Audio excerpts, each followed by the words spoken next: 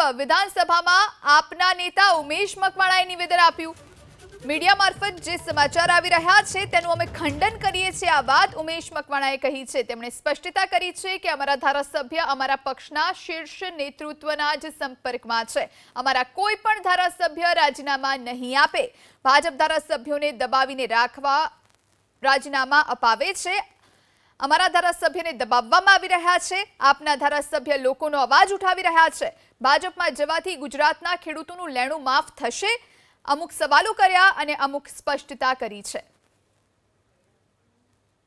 મારી સિવાયના મારા સાથી ધારાસભ્ય શ્રી હેમંતભાઈ ખવા હોય, સુધીરભાઈ વાઘાણી હોય, દરેક અમારા ધારાસભ્ય શ્રી અમારા પાર્ટીના શીર્ષ નેતૃત્વના સંપર્કમાં છે, અમારા સંપર્કમાં છે।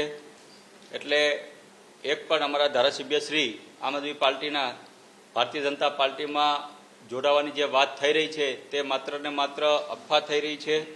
અને સાથોસાથ ભારતીય જનતા પાર્ટી એ વિપક્ષને દબાવવાનું કામ કરી રહી છે અને વિપક્ષના ધારાસભ્યશ્રીઓને દબી અને રાજીનામા આપવાનું જે આ ગુજરાતમાં ષડયંત્ર થઈ રહ્યું છે તેને આમ આદમી પાર્ટી સખત શબ્દોમાં વખોડી રહી છે। આ ખરેખર ગુજરાતમાં લોકશાહીનું હત્યા કરવાનું કામ અત્યારે ભારતીય જનતા પાર્ટીના શીર્ષ નેતૃત્વ દ્વારા થઈ રહ્યું છે।